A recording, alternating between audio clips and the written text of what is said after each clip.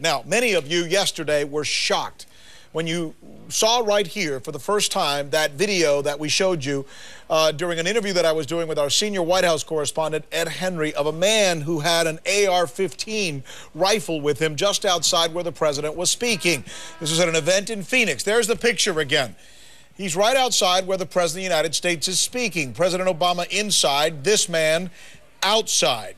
Now, what's interesting about this is we now learn he was one of about 12 protesters who were packing near the president. In this video, we noticed that he was being interviewed. And you see that man conducting that interview right there? His name is Ernest Hancock. He's a host of an online radio show, Declare Your Independence with Ernest Hancock. Mr. Hancock's good enough to join us now. Mr. Hancock, how are you, sir? I'm fine. Thanks, Mr. Sanchez. Is that you in that video that we were watching right there? I'm not seeing the video, but I would imagine so. Yes, I was there, and I interviewed the gentleman named Chris. This morning, for 2 hours, we had him on my radio show, and I'm also broadcast on the Republic Broadcasting Network, so a lot of people heard it. Good for you. Let's listen to some of that interview, by the way, that you were doing yesterday, now that we've been able to get it on the internet. Here it is. Is it your advocacy that by having guns here, we're probably all safer? Absolutely. Absolutely. You know, one thing, how often, and you ride a motorcycle, you know, so when you travel and such, you know, I never even noticed that. Are you usually armed? I'm almost always armed. Sometimes, like when I take a shower, I set it down on the sink. But other than that, I'm pretty much armed at all times. Why? I think it would be insane not to be dangerous. It's a dangerous world we live in. Police aren't. I can't carry a cop around with me, so. You know, there's a lot of. Go ahead and come back to me, Dan, if you can. A lot of levity there, obviously. Nothing wrong with that. Did you know him? Did you just happen to come across him when you? Oh no. I've known Chris for probably 2 years. He's been part of the love-olution, you know, that has swept the country around Dr. Paul's campaign, and it started in Arizona. In fact, I'm the one that came up with the logo, the love logo. Right. And what happened was it brought out an entire new generation. I'm a libertarian activist from 15, 20 years ago. Good. And what happened is this, they're always worried about where's the next generation coming from? Do they understand what's going on? Do they know what the real issues are? And this gentleman, Chris, does. Well, but issues aside, you know, I got to tell you, it seems to me, when we reported this yesterday, that this was just a guy out there who happened to be coming of his own volition to this place, and you happen to be a reporter who happened to go over and interview him. And the more we look into this, the more it appears that this was really planned, that it was almost a... Oh, it was more planned than you think. Really? We worked with the Phoenix Police Department. We talked to them. They came down to our studio Friday. They have a squad. They used to call it Confrontation Prevention Squad. Now they call it Community Service. But we've gone through this for 15 years with them. And we said, look, we're going to come down. I'm going to do the radio show live. We're going to be broadcasting it. And I'm going to have a firearm. I had a 9mm on myself. Well, as a matter of fact, I think I can show that. Let's show the video now. Dan, if you have it, this is Chris before the interview, backstage, if you will. Let's listen to this. All right, there's Chris backstage, and he's showing off his gun. He's preparing for his debut to go out there before he's interviewed by you. Now, there's something else interesting. Freeze it right there. That's you, right? We've got video of Chris, we're calling it backstage. We don't know where this is. You could take us through that. And then we see you walking by him with the microphone. This is prior to you going out there and interviewing him. And it does look like you have what looks like a 38 or something in your pocket. It's a 9mm Beretta. 9mm, thank you for that. So what are you guys doing back there? We're getting ready to go. We didn't even know. It was Thursday that I called and talked to Al Ramirez. He's the representative of the Phoenix Police Department. Yeah. And we were discussing, we've been around this rhetoric that was building up around William Kostrick that did this in New Hampshire.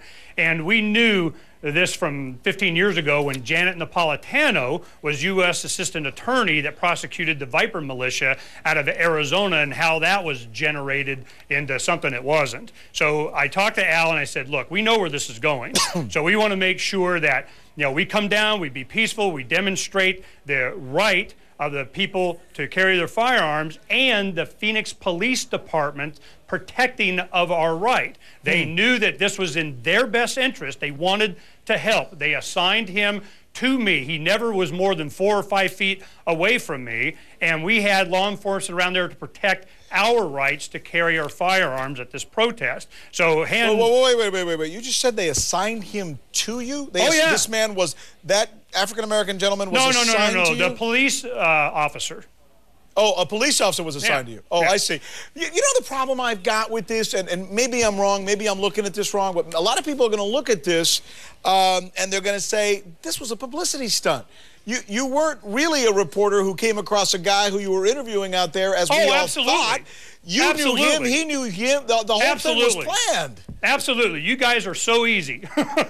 What we wanted to do was to make sure that people around the country knew that law enforcement in Phoenix, Arizona protects our rights. You know, they weren't upset, and they're the ones standing a few feet away from us. Oftentimes, the citizenry are better armed than law enforcement. They need us on their side. But isn't there something terribly disingenuous about putting people on like that? And isn't there also something a little bit dangerous about playing these kind of games with what I imagine is a loaded weapon? We know what we're up against, and we. Well, what are you up against? You were the only one there with weapons. What are you up against? You were the only one there with weapons. Ladies with brooms?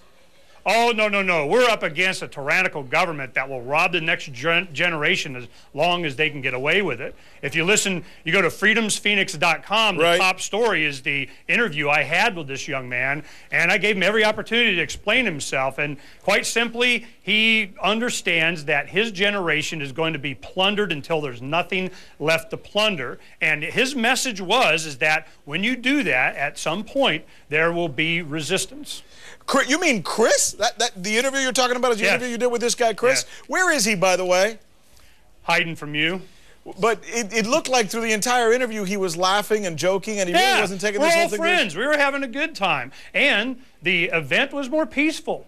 You know, the police officers, they understand that too. When you have these people coming in by the bus loads, they're to create a scandal. But nobody has a problem. We keep them peaceful. I don't have any problem at all with you having 1,000 guns if you want to have 1,000 guns. And I believe in your cause, and I believe in the fact that you're a libertarian.